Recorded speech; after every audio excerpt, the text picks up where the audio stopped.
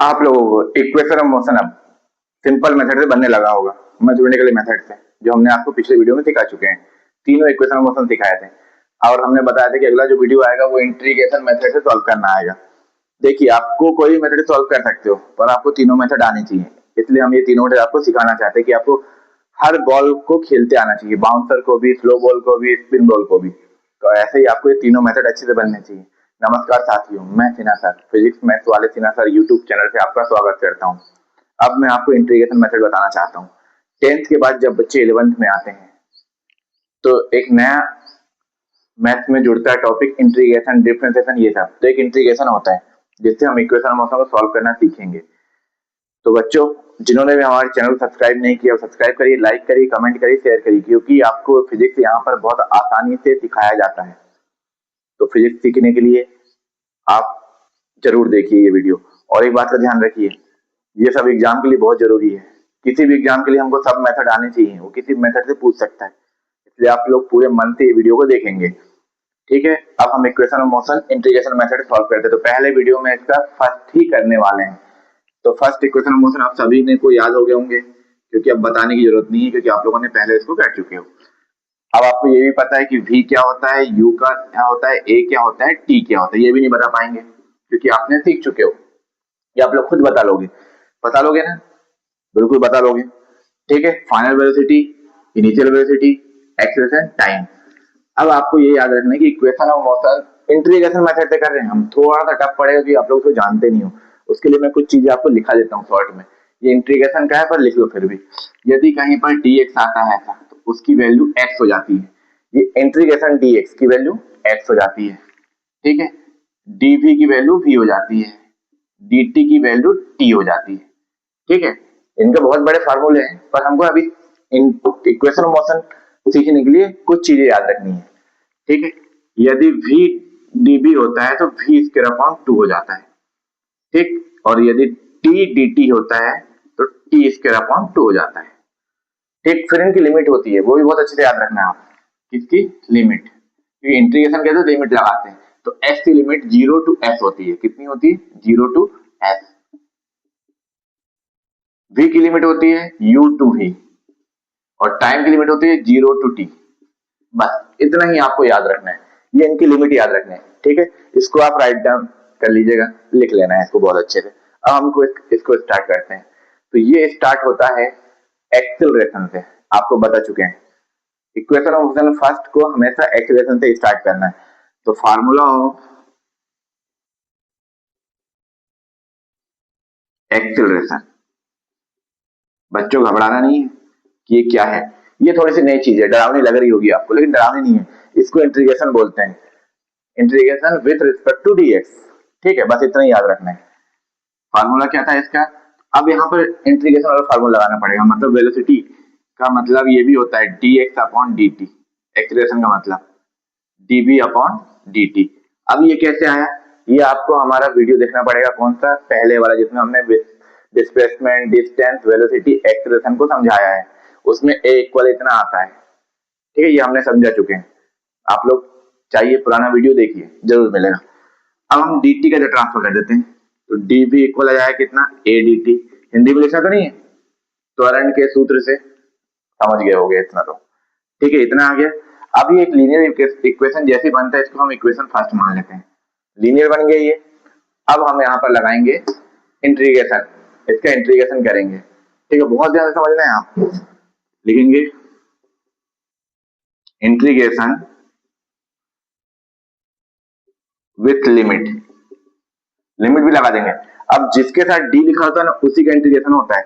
तो यहाँ v का होगा, t का होगा। कौन से दिख रहे हैं? दिख रहे हैं v और t। इंटीग्रेशन होगा, लिमिट क्या हो जाएगी इसकी? क्या क्या थी? v की लिमिट कितनी होती है? u टू v, एंड और क्या दिया? t की लिमिट कितनी है बच्चों? 0 टू t। ठीक है, तो इसके अकॉर्डिंग होगा।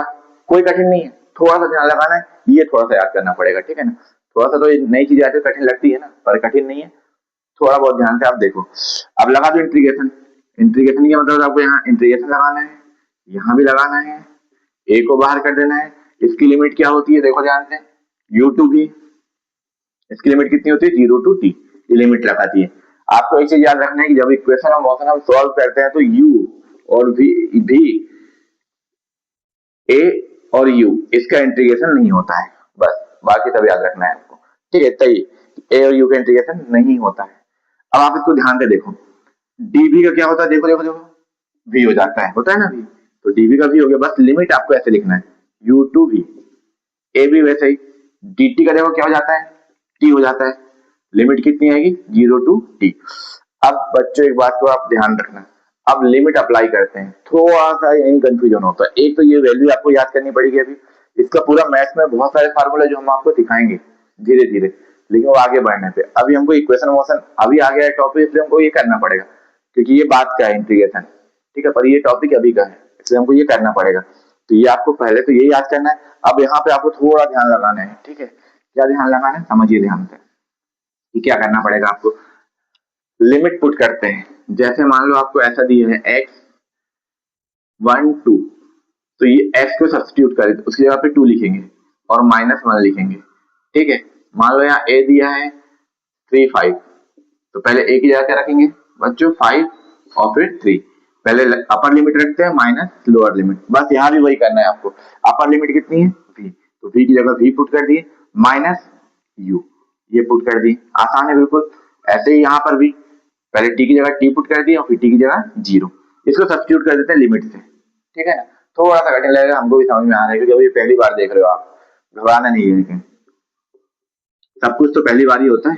पहली बार तो आपने साइंस ली हो ना, तो पहली बार फिजिक्स आया है ना, पहली बार हम भी मिले ना, पहली बार इतना से फिजिक्स सीख रहे हो ना।